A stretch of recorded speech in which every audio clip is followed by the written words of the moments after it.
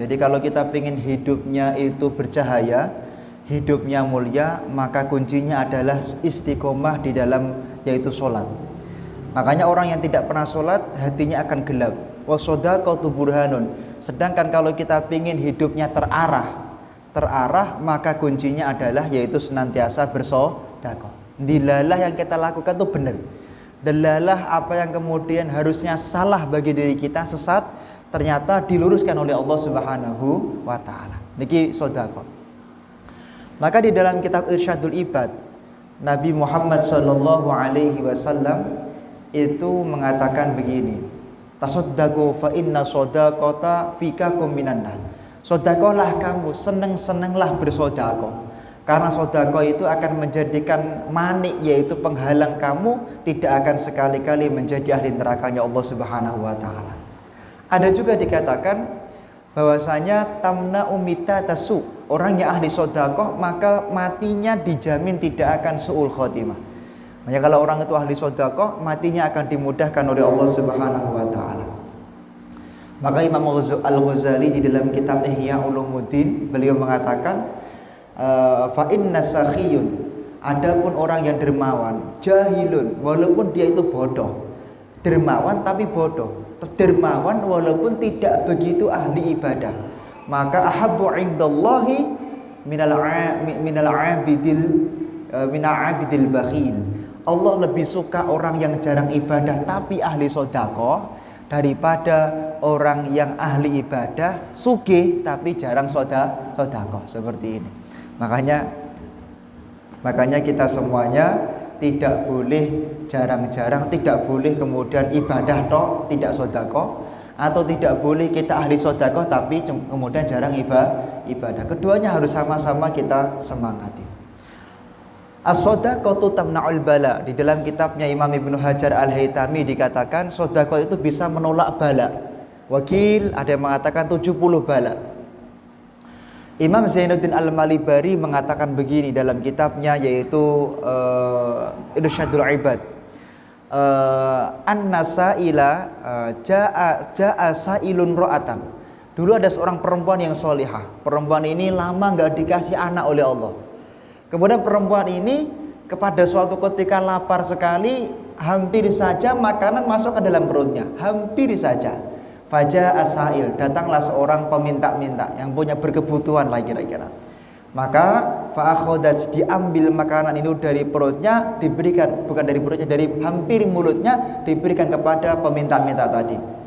Waruziqat hulaman. Beberapa hari setelah itu, dengan berkah wanita ini sedekah atas sesuatu yang dia cintai, Allah memberi nikmat dikasih anak laki-laki yang soleh. Ketika kemudian si perempuan tadi sedang main-main di ladang dengan putranya tadi, fatarok ro'a, datanglah seekor macan yang hampir menerkam daripada si anak laki-laki tadi. Fa'amarallahu ta'ala Jibril fanazala adrik al-hik al-jifah. Wahai Jibril, tolong lari kamu temui si macan tadi, jangan sampai macannya makan daripada anaknya laki-laki perempuan yang solehah tadi. Ketahuilah bahwa kemudian fa'ukri'uhum salam, katakan kepada laki-laki, katakan kepada perempuan tadi bahwa Allah menitipkan salam kepada perempuan tadi. Ketahuilah bahwasanya dengan sebab dia dulu rela bersedekah, memberikan makanan yang hampir masuk ke dalam perutnya kepada peminta-minta tadi, maka sekarang anaknya yang sudah di depan mulutnya macan juga aku selamatkan dan aku beri keselamatan daripada terkama macan tersebut. Makanya insya Allah kalau kita menjadi ahli sedekah, kita semuanya akan diberi selamat oleh Allah Subhanahu wa taala. Sedekah itu pahalanya mengalahkan apa saja.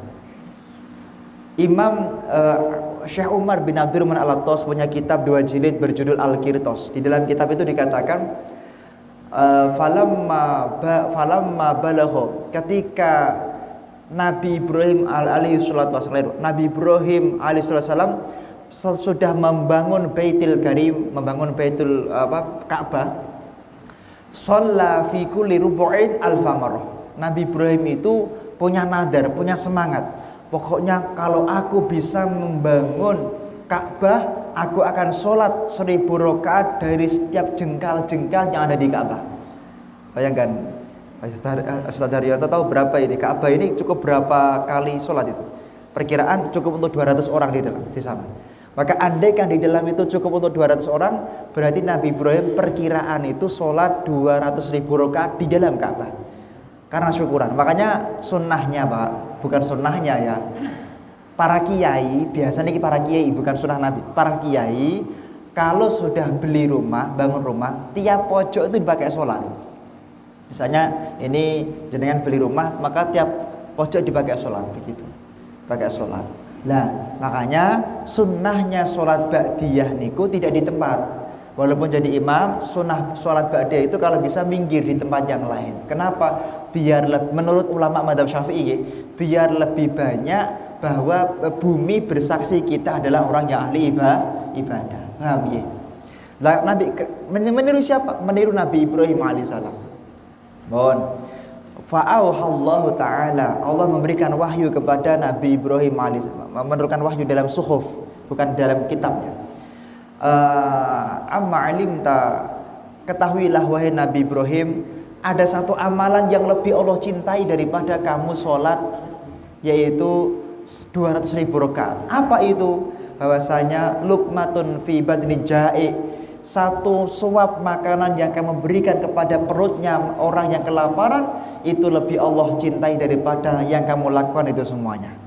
Artinya kita semuanya kalau menjadi ahli sedekah sangat mulia di mata Allah Subhanahu wa ta'ala. Cuman begini, kalau sedekah itu sunnahnya tidak kita nunggu didatangi, mboten. Jadi sunnahnya itu bukan kemudian jenengan membuka setan, siapa yang butuh sembako datang, enggak. Siti Aisyah itu mencontohkan bersedekah yang benar. Faja'at Aisyah itu, Siti Aisyah itu datang ke setiap rumah yang mau disedekahi, dicek. Oh, rumah ini sangat miskin. Kira-kira per minggu dia butuh sekian kilogram beras, kilogram beras, kasih sesuai dengan kebutuhannya. Jadi ngasih seorang itu bukan kok dirasamaratakan, tapi sunnahnya itu kalau kita ngasih orang itu disesuaikan dengan kebutuhannya. Makanya kalau bagi zakat itu tidak boleh sama, harus dibedakan sesuai dengan kebutuhannya menurut 4 madhab fikih. Orang ini kok kayaknya utangnya 1 juta, kasih 1 juta. Orang ini utangnya 500.000 rupiah, kasih 500.000 rupiah. Jadi tidak disamakan. Orang ini kok kayaknya kebutuhan pendapatannya kok setiap bulan kurang 1 juta rupiah, kasih 1 juta. Orang ini kok kurang 500.000 rupiah, kasih 500.000 rupiah. Ini adabnya ketika kita sedekah. Kemudian sedekah itu bisa memanjangkan umur kita atau memberkahi umur kita. Ada satu kitab yang ditulis oleh Al-Habib Alwi ibn Syihab, Kalamul Habib Alwi ibn Syihab judul kitabnya. Dikatakan bahwasanya lamma jaa malakul maut, pada suatu ketika Nabi Daud niku sedang silaturahim ke rumahnya seseorang. Kemudian tiba-tiba malaikat maut, malaikat Israel itu kemudian datang di tempat tersebut. Ngaten. Pak, apa Nabi bisa melihat malaikat? Bisa kalau Nabi. Kalau itu jumhur tidak ada khilaf nggih, enggak ada perbedaan. Kalau adakah perempuan di dunia yang bisa melihat malaikat, Pak? Nah, ini saya temukan di dalam beberapa tafsir, ada perempuan yang bisa melihat malaikat. Siapa? Sayyidatina Maryam. Siti Maryam, makanya innallaha astafaki wa tahharaki wastafaki. Karena Siti Maryam itu kalimat istafaki itu menurut para ulama ahli tafsir salah satu bentuk Allah memilih dan memuliakan Siti Maryam dengan beliau bisa bertemu dengan malaikat. Kalau Nabi enggak ada khilaf. Nabi Dawud tanya, fasa'ala Dawud, ngapain kamu ke sini? Malaikat mengatakan bagian min umrihi sittat ayam. Nabi Dawud, ketahuilah umurnya orang ini tinggal 6 hari.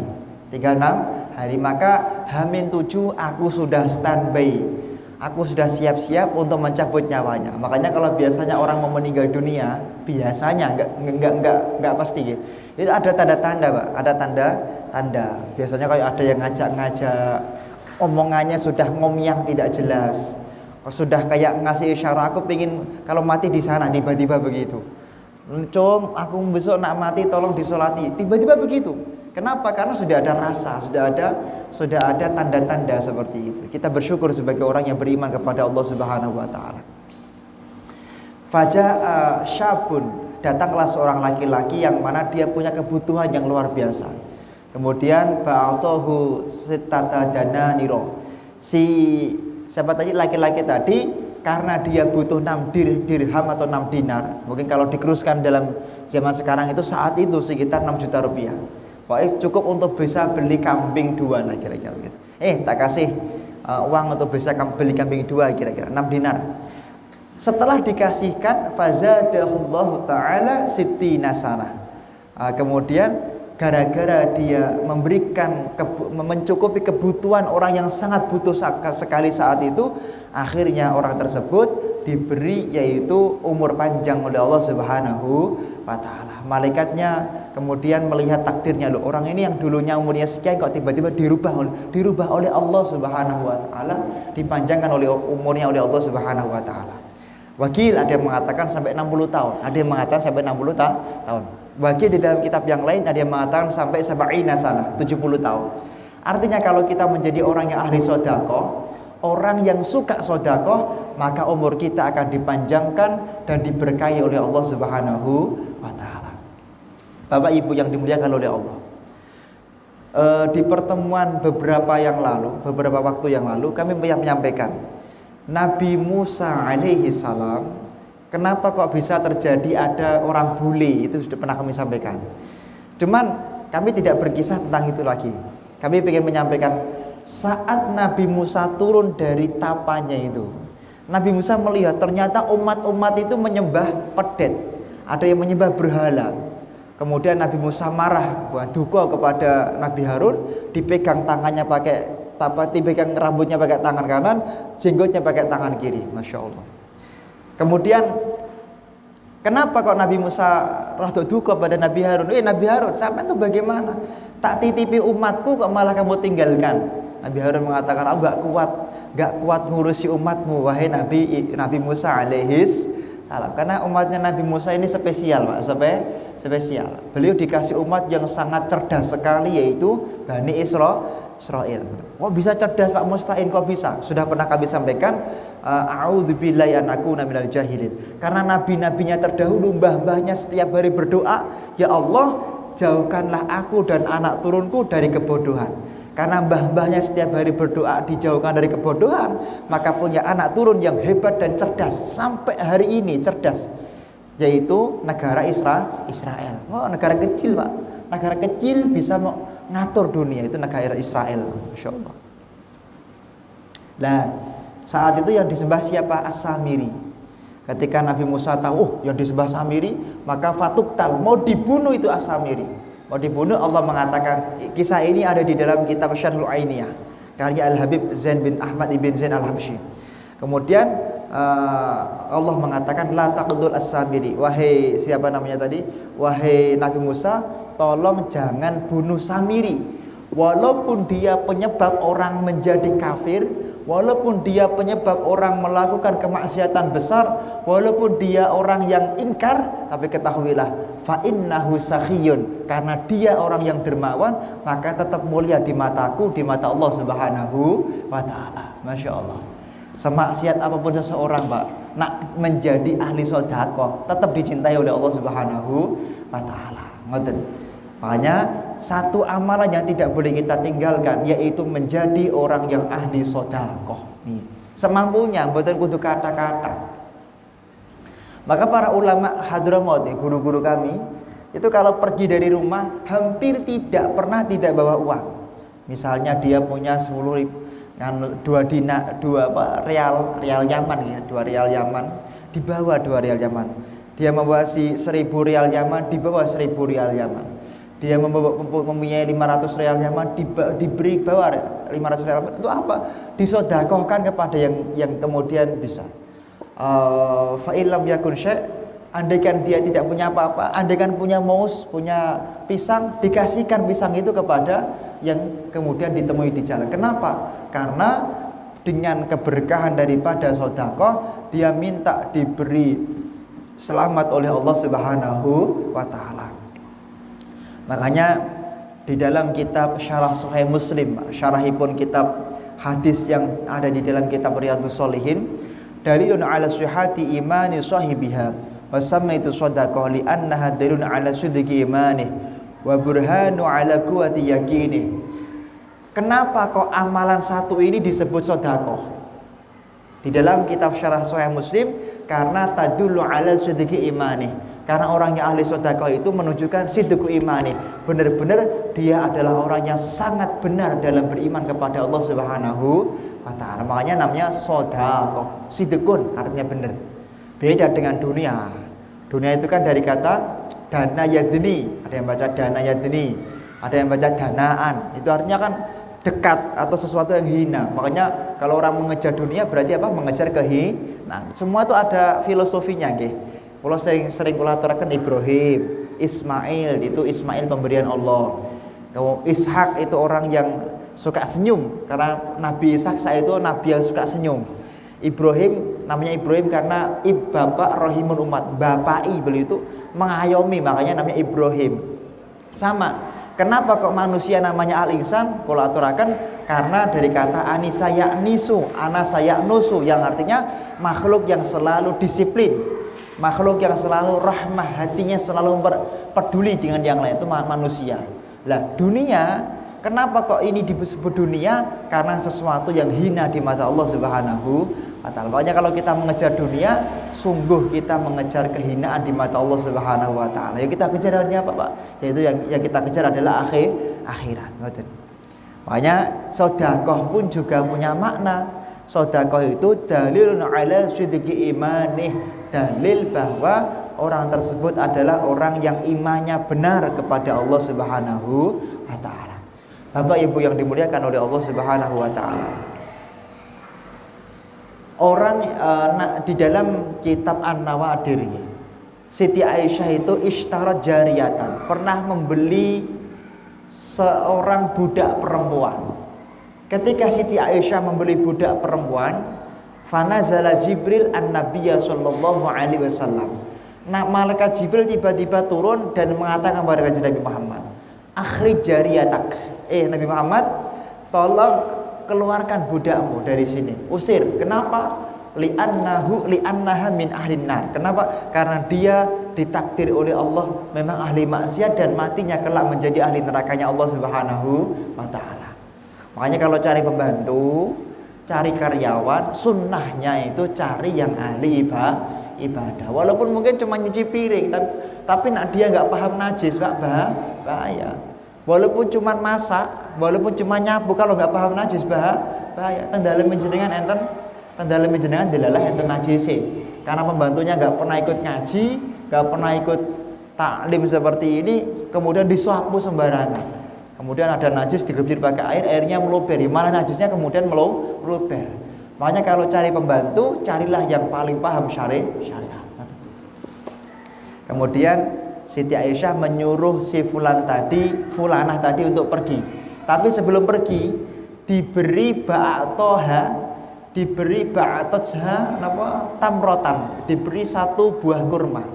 Setelah mendapatkan satu buah kurma, kemudian fanazala, kemudian fasyaqqa, ditugel itu satu kurmanya, ditugel dua kecil itu, kemudian dimakan separuh, kemudian famarra ma'a faqirin fitariq. Ketika dia berjalan di jalan, bertemu dengan orang miskin, orang fakir, dikasihkan kepada orang fakir tadi. Fanazala Jibril alaihi wasallam. Kemudian malaikat Jibril tiba-tiba turun lagi menemui Nabi Muhammad sallallahu alaihi wasallam. Malaikat Jibril matur, "Ya Nabiullah Muhammad,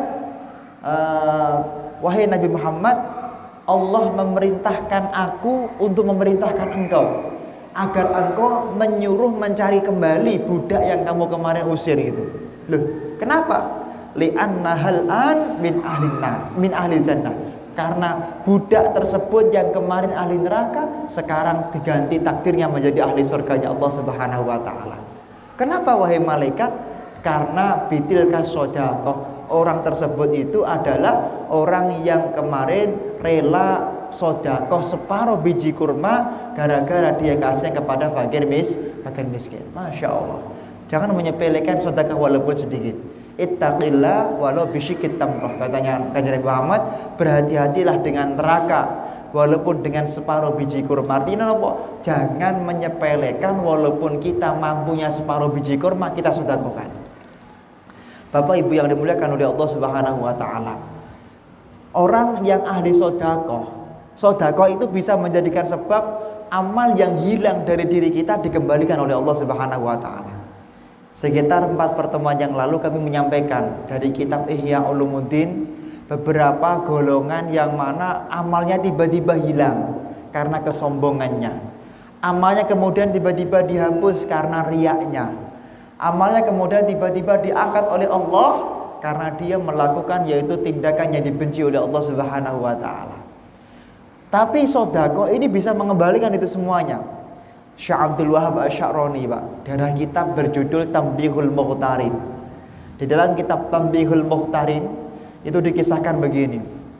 Anna abid qad abadallahu ta'ala 70 sanah. Ada seorang hambanya Allah, dia itu beribadah kepada Allah selama 70 tahun.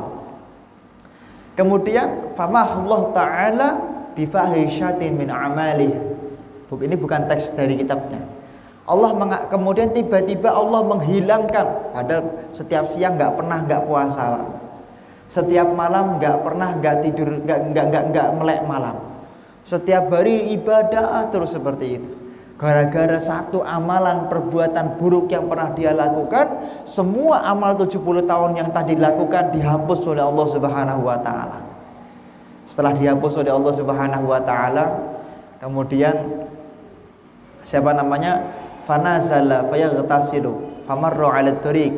Si orang ahli ibadah tadi kemudian dia mandi tobat gara-gara riaknya tadi, semua pahalanya hilang. Kemudian dia mengambil rohif, kebetulan bukan orang kaya, Pak, cuman punya 1 potong roti tok. Dikasihkan 1 potong roti itu kepada seorang miskin yang ditemui di jalan.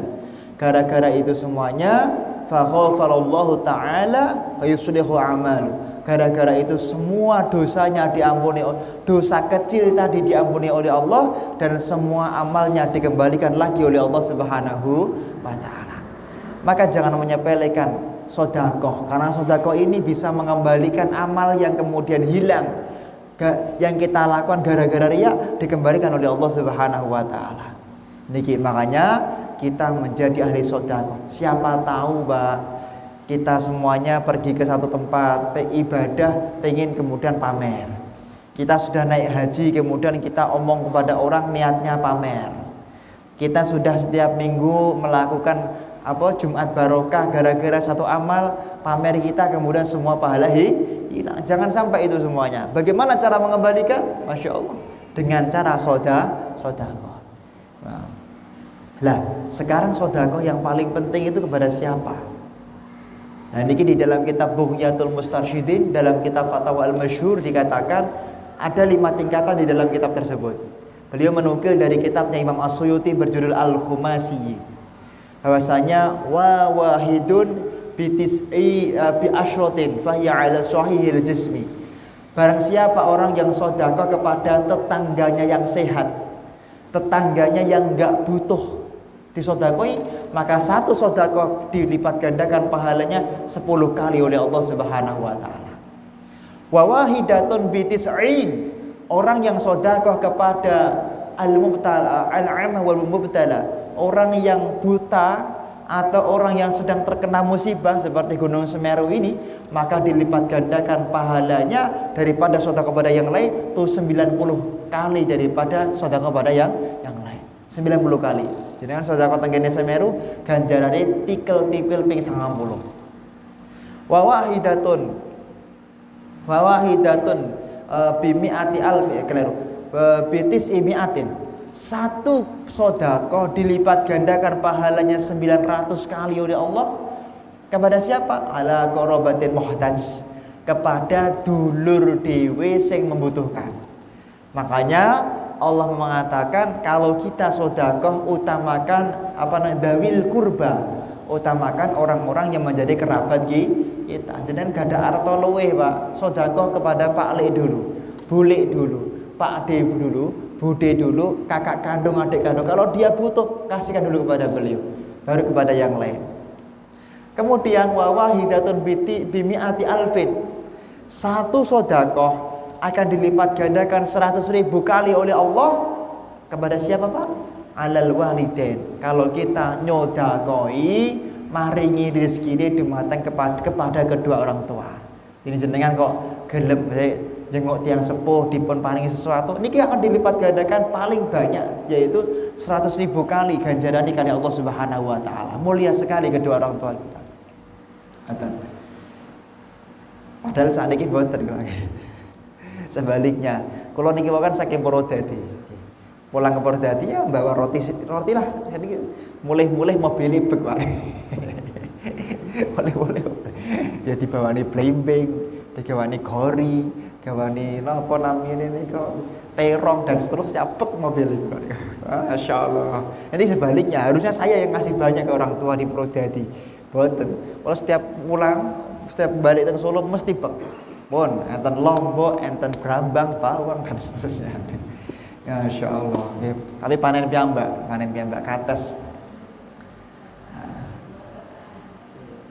Nah niki. Padahal kalau kita sudah kepada orang tua itu pahalanya besar sekali. Lah ada satu lagi Pak, sedekah sing luwih gedhe mulih ganjarane. Menurut Imam As-Suyuti, wa wahidatun bitis imi'ati alfin. Satu derajat akan dilipat gandakan 900.000 kali oleh Allah kalau kita sedekah kepada ala alim au faqihin, kepada orang alim atau orang yang faqih, atau kepada misalnya juga majelis taklim.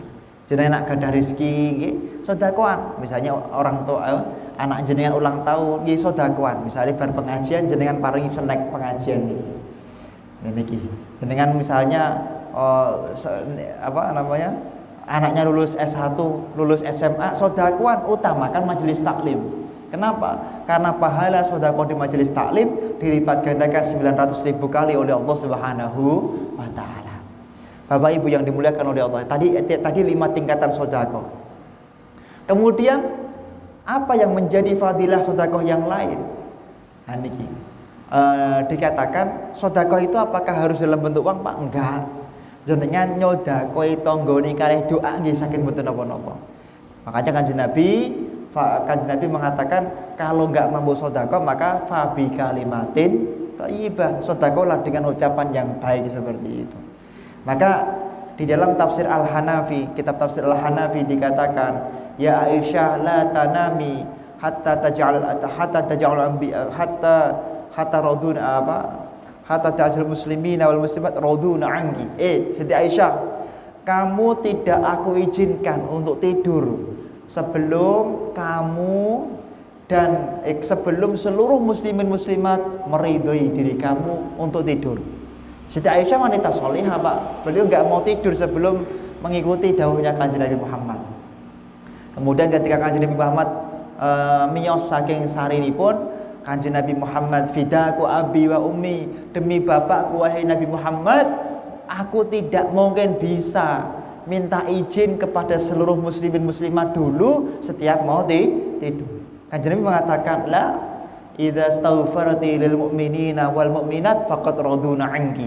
Kalau kamu pengen tidurmu diridhoi oleh muslimin muslimat, kalau kamu pengen matimu diridhoi oleh muslimin muslimat, gampang. Apa? Setiap mau tidur bacalah istighfar kepada muslimin muslimat. Allah maghfir lil mu'minina wal mu'minat wal muslimina wal muslimat. Ini doanya siapa namanya? Siti Aisyah dari Nabi Muhammad sallallahu alaihi wasallam. Artine napa? Nek jenengan mboten gadah rezeki kathah kangge sedekah, jenengan mboten gadah arta, minimal mendoakan tetangganya dengan memintakan istighfar. Ini doa, masyaallah. Maka dikatakan di dalam di dalam kitab Irsyadul Ibad, Syekh Zainuddin Al-Albani mengatakan bahwasanya yudilluhu, orang yang ahli sedekah itu akan diiup-iupi kelak di hari kiamat dengan sedekahnya. Di hari kiamat itu wonten kitab Daqaiqul Akbar. Matahari itu saking kan ozon sudah enggak ada lapisan ozon nih. Kemudian matahari itu akan goncang, matahari akan didekatkan dengan bumi, ada yang mengatakan 1 kil. Ada yang mengatakan 1 sibron. Ya intinya panas lah, panas tenawan. Mungkin ada yang mengatakan satu perjalanan 1000 kaki, ada yang mengatakan ini khilaf. Yang jelas panas. Nah, ketika orang itu ahli sedekah, maka Allah akan menutup dan memberikan perlindungan kepada dia sehingga dia tidak akan mendapatkan terbakar daripada matahari tersebut. Makanya kita semuanya monggo menjadi ahli sedekah. Lho Pak, kalau niku mboten ahli sedekah Pak, pripun Pak nggih? Kalau pengen sedekah minimal niat. Orang itu kalau punya niat sedekah dimuliakan oleh Allah Subhanahu wa taala. Ada satu kitab berjudul Manhajus Sawi. Kitab berjudul Manhajus Sawi karya Al-Habib Zain bin Smith. Beliau menulis tentang kisah Isra Mi'raj Nabi Muhammad SAW. Dikatakan waruwiya kana minal qudama, ada daripada ulama-ulama terdahulu meninggal dunia, orang-orang terdahulu ya, sebelum Nabi Muhammad berarti. Itu kemudian bayu atau kita bahu biyaminih. Ketika meninggal dunia, kan Kanjeng Nabi kan pas Isra Mi'raj kan dibawa ke surga di neraka gitu. Jadi tahu siapa yang di neraka, siapa yang di surga kan katanya. Ketika Kanjeng Nabi teng surga niku, Kanjeng Nabi mirsani lho, ternyata jamaah Masjid Al Mukmin Banyuanyar teng surga kabeh. Amin ngoten lho. Lah, ada satu orang, Pak. Satu orang ini diberi catatan pakai tangan kanan. Kemudian dia mengatakan, "Ya Rabb, anna hadza laysa min amali." Ini bukan amalku ya Allah. Aku enggak pernah naik haji, kok kamu tulis naik haji itu bagaimana? Aku enggak pernah ahli sedekah, kok mbok tulis ahli sedekah itu bagaimana ya Allah? Apa ini keliru bukan catatanku? Aku selama hidup enggak pernah haji, kok ditulis 50 kali aku naik haji kan begitu. Allah mengatakan, "Araftu fi hadza." Aku tahu.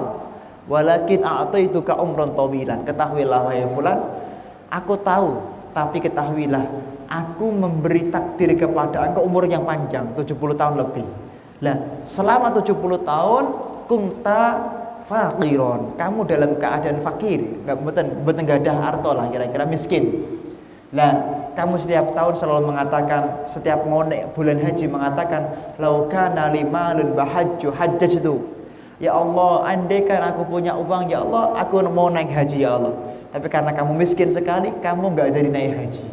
Lah, kamu pernah niat seperti itu 50 kali. Makanya niat kamu tercatat setiap tahun seakan-akan kamu naik haji. Masya Allah. Ya Allah, andaikan kulo gadah, andaikan bojoku mengizinkan ya Allah, pengen nikah melih 3, tiap anak punya anak 11, kabeh hafal Quran.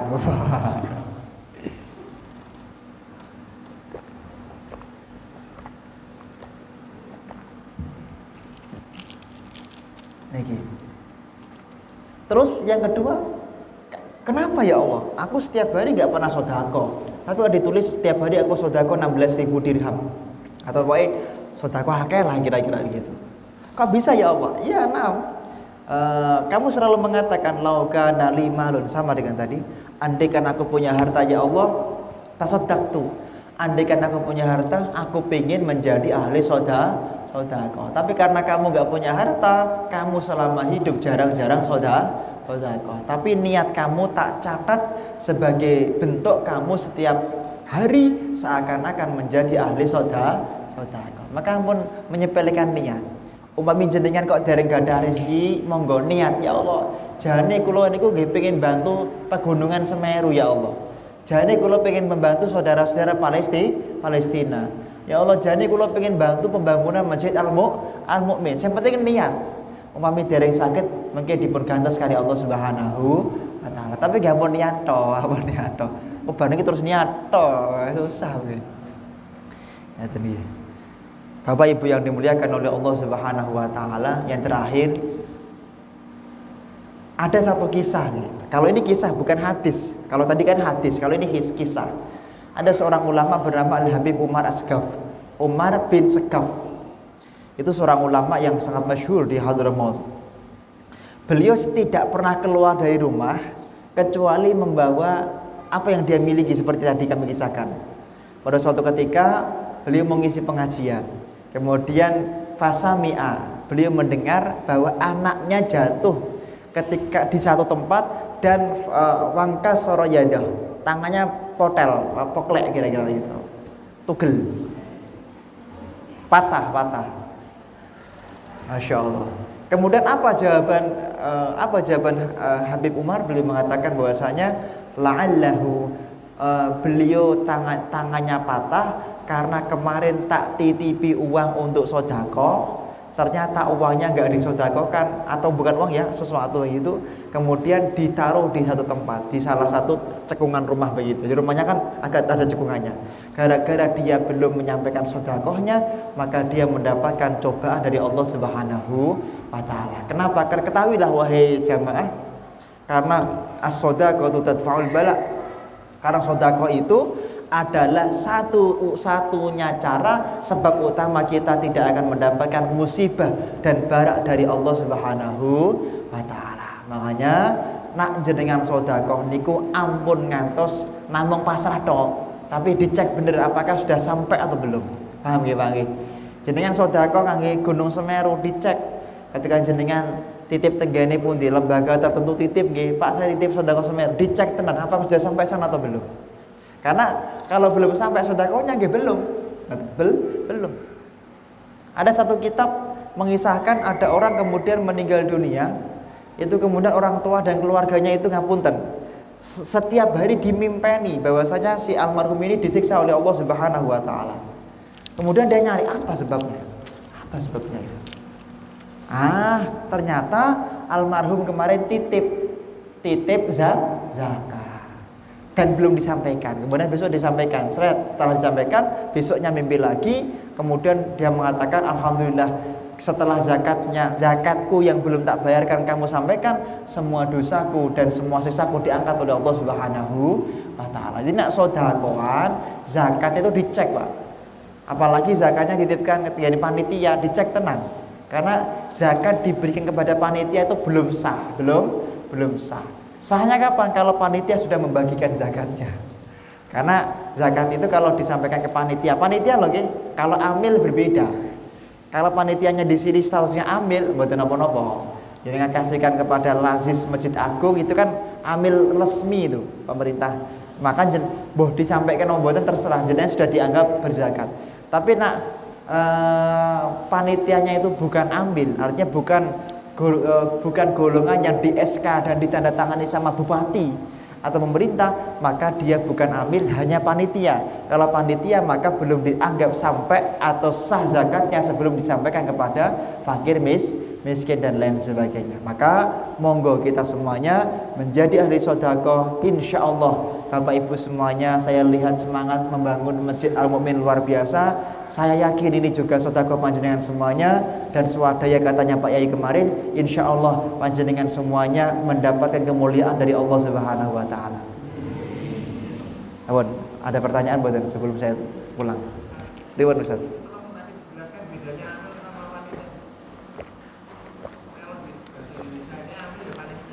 Yeah. Syaratnya amil itu adalah adanya irtifa dari pemerintah. Ada SK dari pemerintah. Kalau amil itu setahu kula di Indonesia itu kemarin ya kan di up to date terus, ya update. Ada. Diangkat sama Nabi, ditunjuk sama Nabi Muhammad langsung. Kamu yang ambil, kamu. Makanya ulama 4 madhab itu berpendapat bahwa amil itu memang syaratnya harus diangkat pemerintah. Jadi di Indonesia itu ada amil, Muhammadiyah itu amil, Lazismu itu amil, Lazisnu itu juga sudah ada SK, dapat kan? Lazisnya Masjid Agung itu juga dapat. Nah, kalau panitianya itu hanya dilantik oleh ketua takmir, maka dia bukan amil secara syariat. Maka kalau misalnya memberikan zakat kepada panitia masjid, ya benar-benar panitia ini harus benar-benar ngapunten nggih. Amanah harus benar-benar dibagi sebelum tanggal 1 sebelum tanggal 2 Syawal. Ngoten nggih. Seperti itu. Ini bedanya amil dan panitia zakat. Kalau panitia zakat itu pokoknya panitia SMP, SMA ini panitia zakat. Kita ngasihkan kepada beliau sah nggak? Sah setelah panitianya ngasihkan kepada fakir miskin. Tapi kalau amil, pokoknya mbah sana membaginya bagaimana, ketika kita sudah memberikan kepada Basnas atau badan amil zakat itu, maka sudah sah menurut syariat. Bedanya di situ menurut ulama 4 mazhab begitu. Kata nih. Kalau di sini panitia, Pak. Kalau jenengan ngasihkan ke Muhammadiyah, NU itu namanya amil zakat.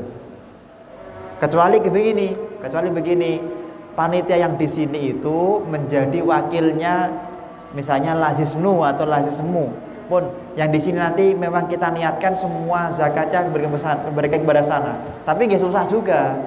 Padahal tetangga kita ada yang punya hutang, gitu betul. Ada yang fakir miskin, mereka lebih berhak mendapatkan zakat dari kita daripada kita berikan kepada NU atau kepada Muhammadiyah. Paham maksud kula nggih? Nah, saged iku dipare kita nggone mawon iki lho, utamakan tetangga-tetangga dulu. Jangan yang lain, yang jauh-jauh nanti.